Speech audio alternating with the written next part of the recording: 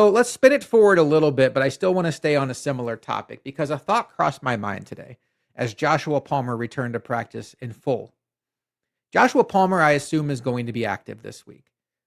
I, in my mind, am wondering, based on all the negative energy around Keon Coleman, around Sean McDermott's tone on Monday when he was asked a question about Keon Coleman's maturity level and if he's happy with the effort he's given. And McDermott seemed kind of annoyed at the question, but didn't say no and was like, Keon Coleman knows how I feel and he knows if he needs to be criticized. And then even Josh Allen's kind of lackadaisical tone and then like the cryptic pause before answering the question about Keon Coleman on Sunday. Luca, I think it's within the realm of possibility that Keon Coleman is inactive on Sunday. And I will paint the picture why. Last week the Bills had 5 wide receivers active. I will go ahead and say, let's just go ahead and say it's going to be 6 this week. They're going to be down Dalton Kincaid. So let's just say that extra spot goes to a receiver, okay? We know Joshua Palmer is going to be there. That's 1. We know Gabe Davis is going to be active. That's 2. We know Khalil Shakir is going to be active. I know he has the rib injury, and folks are like, well, he's questionable, but no, he's limited on a Wednesday. Khalil Shakir is going to be out there. That's 3. Tyrell Shavers, whether you like it or not, folks, is going to be active because he is a core special teams player. That's 4.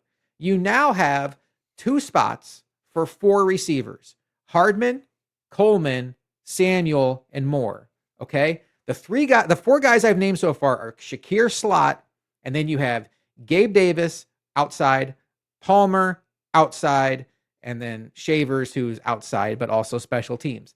I think it's very realistic, Luca, that Mecole Hardman is active this week as your kick returner, punt returner / emergency wide receiver 6. That leaves 1 spot for 3 guys: Keon Coleman, Curtis Samuel, and Elijah Moore. Which one do they want to have egg on their face for? The $24 million man in Curtis Samuel who can't find a role on this team, or the second round pick who everybody but them seems to be ready to admit that is not an X in the NFL and should not be one, particularly in an offense that has a goal to win the Super Bowl?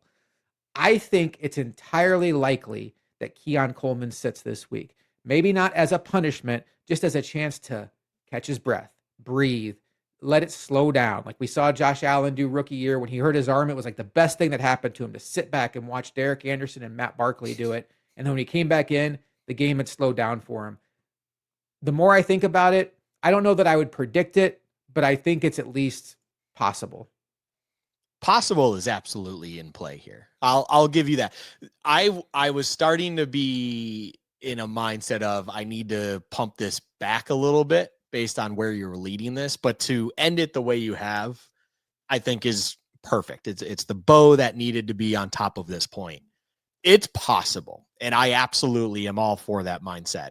Where I have hesitance to even think that it's in the realm of realistic is I think this team and this organization is already admitted that Curtis Samuel is essentially nothing to this team. And I don't think finances even matter to them in that regard, like other than the fact that, of course, they wish they used those dollars and cents elsewhere. But Elijah Moore is a non-factor. If they're doing what they're doing, he will not be active. And then it really just comes down to this conversation between Curtis Samuel and Keon Coleman and reading the tea leaves, understanding where things are.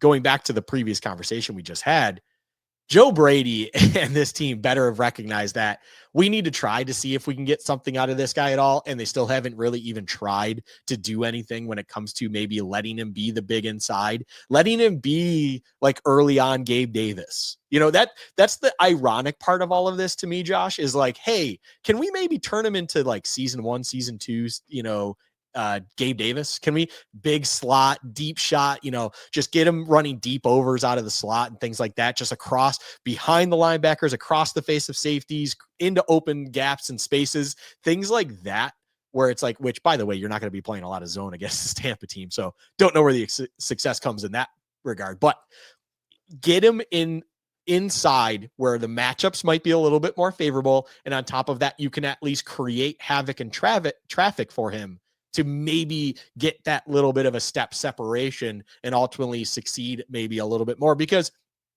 Keon Coleman's not fast. He's not the most agile individual of all time, things like that. But he at least has shown run after catch somewhat decent, just being a big body, understanding he just wants to find space as he's running with the ball. Normally that's come 40 yards downfield on broken plays half the time. But ultimately it's like, can you even get something out of him in the slot underneath, things like that? Because on top of it all, the sprinkle of it is, I mean, they may want to pull back a little bit from Khalil Shakir's utilization. He's got an ankle and ribs injury right now that made him limited for today's practice. I mean, Khalil Shakir gets banged up with the amount of targets and play that he has. They can't utilize Shakir as a workhorse. I've been pounding the drum that I would love to see him get downfield a little bit more. And I'm not talking, go routes and heavily downfield, but 10-yard ins, 15-yard posts, things like that. Let him open up a little bit space downfield, because he absolutely has shown in his past that he can still be absolutely great at those things, and just finding and tracking a ball downfield and over the middle and things of that nature. But you can't do that 10, 12 times a game. He's not a big enough individual for that. Insert Keon Coleman.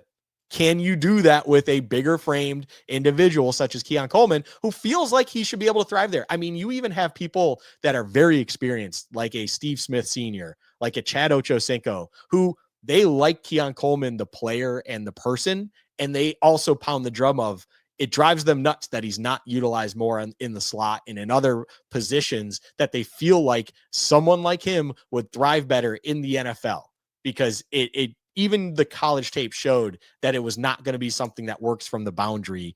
Everyone knew it going into it, but they like the player that he is and would love to see him just utilized in a different manner. Maybe this can become that opportunity finally where they understood that. Joe Brady openly admits to it, and they do that self-reflection, that self-scouting, the thing that I love to talk about. And we're like, hey, let's try to see if we can get this out of him, because we know what we have out of Curtis Samuel. We know what we get out of Elijah Moore. We still fully don't understand what we get out of a Keon Coleman, and everything sounds and feels like he's not good enough, but we still haven't tried this.